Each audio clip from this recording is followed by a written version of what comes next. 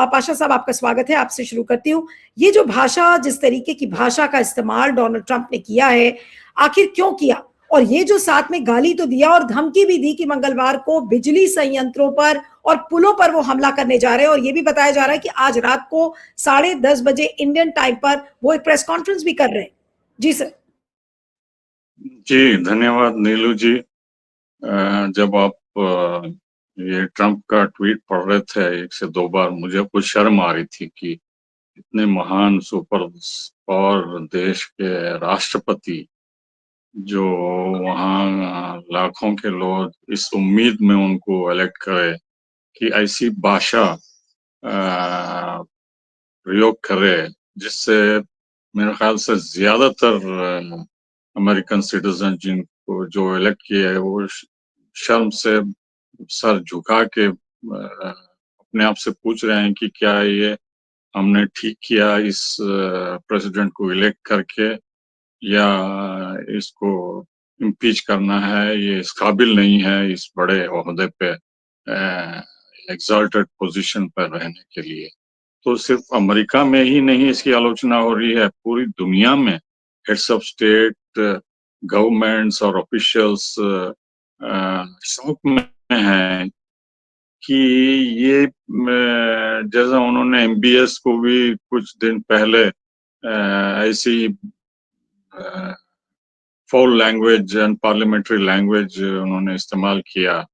तो हालांकि ये डेली कॉन्वर्सेशन में मैं भी सुनता हूँ एफ वर्ड वहाँ, और बी वर्ड भी बहुत आम है, लेकिन प्रेसिडेंट और ऑफिशियल ये ट्वीट पे एक दूसरे इंडिपेंडेंट कंट्री को इस्तेमाल करना बहुत ही शर्मनाक और अनबिकमिंग, जिसको बोलते हैं इंग्लिश में, ये हुआ है। दिस इज न्यू लो। इतनी रॉक बॉटम को उनकी इमेज पहुंची है कि मुझे इस पे टिप्पणी करना मुझे खुद हैरानी हो रही है, शर्म भी आ रही है कि कोई ऐसा प्रेसिडेंट भाषा इस्तेमाल करता है। देखिए, इसके पीछे 2 कारण है। एक तो जो हम लगातार बहस करते आ रहे हैं, नेतन्याहू का और एप्स्टीन फाइल का जो है उस उनके सिर पे दिन रात मंडला रहा है, और उसमें उनको डर है, खौफ है कि उनको उनका पूरा जो है भेद खोल दिया जाएगा, और जो शर्मनाक लैंग्वेज यूज कर रहे हैं, तो इसका यही एक टिप ऑफ द आइसबर्ग है कि ये क्या कुछ कर सकते हैं अपनी निजी जिंदगी में, जो कि अब पर्दाफाश होने वाली है।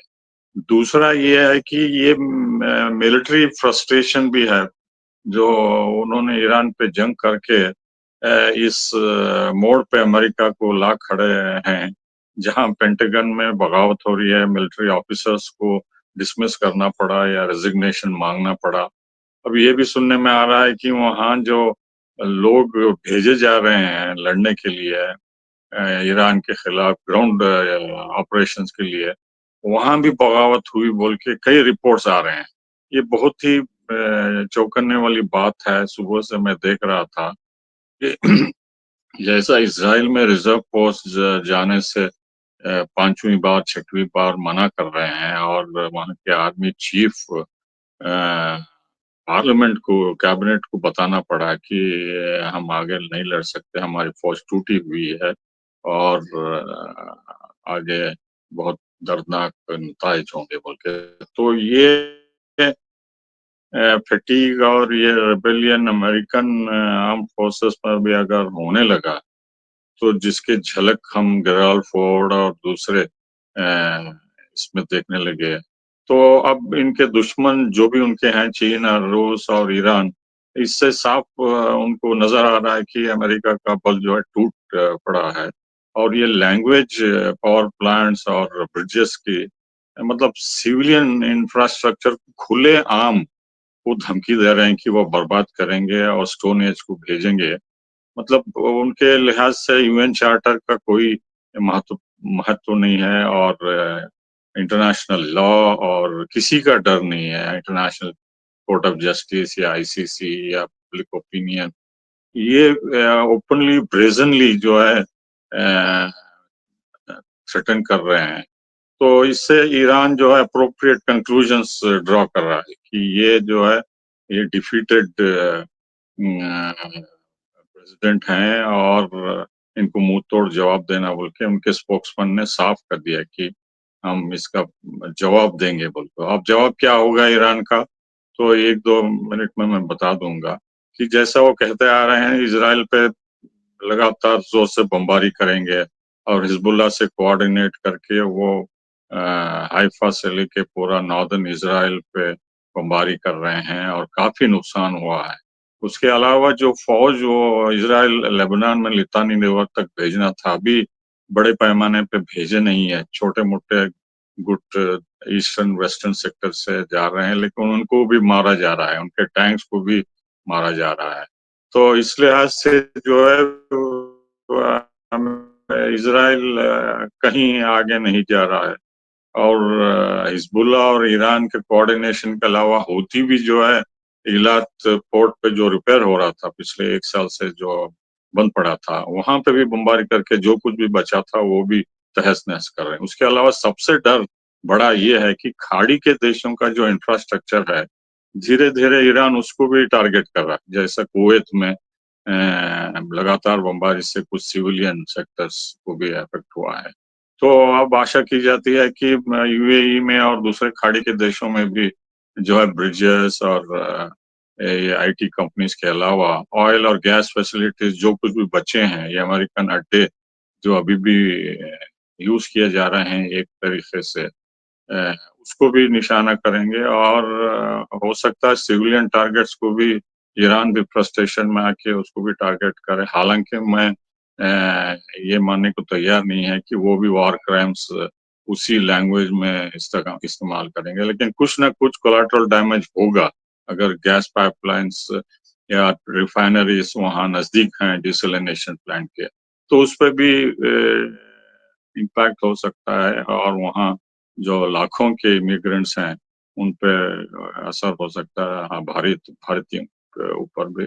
लेकिन यहाँ कुछ इमरजेंसी नहीं दिखती और ये उम्मीद में बैठे हैं सभी कि स्ट्रेट ऑफ हॉर्मुज़ जो है इन धमकियों से ईरान अपने घुटने टेक देगा और खोल देगा बोल के। जी।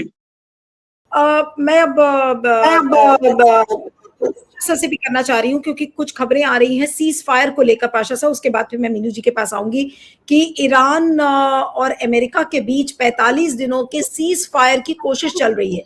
ये खबर कितनी पुख्ता है और जिस तरीके की धमकी डोनाल्ड ट्रंप दे रहे हैं, ईरान उनकी बात मानने के लिए बिल्कुल तैयार नहीं है। ईरान ने बिल्कुल साफ कह दिया कि वो हॉर्मुज स्ट्रेट बिल्कुल खोलेगा नहीं। तो सीज़ फायर की गुंजाइश कहाँ से हो रही है? कुछ लोग ये भी कह रहे हैं कि पाकिस्तान, टर्की और इजिप्ट मिलकर कुछ बातचीत का रास्ता निकाल रहे हैं और ये पीस प्लान की बात तो बहुत दिनों से हो रही है, लेकिन जो भाषा और जो रेटोरिक दोनों साइड पर दिख रहा है, उधर से डोनाल्ड ट्रंप और इधर ईरान, आपको लग रहा है कि 45 दिनों के सीज़ फायर की कोई कोशिश हो सकती है? जी, मुमकिन हो सकता है, लेकिन जो फ्लेक्सिबिलिटी ईरान बता रहा है न्यूक्लियर इशू पे कि एनरिच्ड यूरेनियम भी वो रूस को हवाले करने के लिए तैयार हैं और आईईए को भी आने के लिए तैयार हैं वहाँ ईरान में इंस्पेक्शन के लिए। और ये स्ट्रेट ऑफ हॉर्मुज भी खुला रखने के लिए बात कर रहे हैं, लेकिन उनका डिमांड यह है कि हम टोल चार्ज करेंगे। अब तक तो कई सदियों तक हम चार्ज नहीं कर रहे थे, हमारे टेरिटोरियल वाटर्स में जा रहे थे, जैसा पनामा और कनाडा और टर्की और इजिप्ट चार्ज करते हैं, हम उसी को चार्ज करेंगे और वो पार्लियामेंट का कानून बन गया है बोल के। तो अगर आपको फ्री लंच मिलता रहा है इतने सदियों से, तब फौरन अब गैस की किल्लत है, ये है बोल बोल के आपको चार्ज करेंगे, तो आपके पॉकेट को पिंच होगा। तो इसलिए जो है पूरी दुनिया अब इसको अमेरिका लीडर है बोल के प्रेशर डाल रहे हैं कि खुलवाइए किसी भी तरह खाड़ी के देशों को भी बोल के। तो जो मिसाइल्स हैं उस पे बातचीत करने के लिए तैयार नहीं है। एक्सिस रेसिस्टेंस पे भी मुझे लग रहा है अंदरूनी जो बात हो रही है आईआरटीसी और प्रेसिडेंट और फॉरेन मिनिस्टर और स्पीकर से कि कुछ हद तक ईरान आगे जाने के लिए तैयार है। रूस और चीन भी इस पे अड़े हुए हैं कि आप फ्लेक्सिबिलिटी बताइए कि अगर सीज फायर यूएन लाया है लेबनान में, तो उसको पालन करे और इजरायली फौज हटाए ताकि हिजबुल्लाह वहां अटैक ना कर सके। तो उसमें कुछ गिव एंड टेक का फ्लेक्सिबिलिटी है, लेकिन ये जो रिजिड एटीट्यूड है अमेरिका का, इससे कोई बात नहीं बनने वाली है। न इधर टर्की, ना ओमान, ना इजिप्ट, ना पाकिस्तान वो कुछ हेडवे नहीं कर रहे हैं। इसलिए इसलिए जो है, चूंकि ईरान का कॉन्फिडेंस बढ़ता जा रहा है और उनको पता चल रहा है कि अब अमेरिका डेस्परेटली सीज फायर चाहता है और डेडलाइन पे डेडलाइन फिक्स कर रहा है, और बहुत प्रॉब्लम्स हो रहे हैं उनको, मिलिट्री से, इकोनॉमिक से, स्टॉक मार्केट से, कॉर्पोरेट सेक्टर से, पूरी दुनिया से वो अब एक्सपोज हो गए हैं कि आप कुछ नहीं कर सकते। आप नेटो से रिक्वेस्ट किया मदद के लिए, कोई भी आने के लिए तैयार नहीं।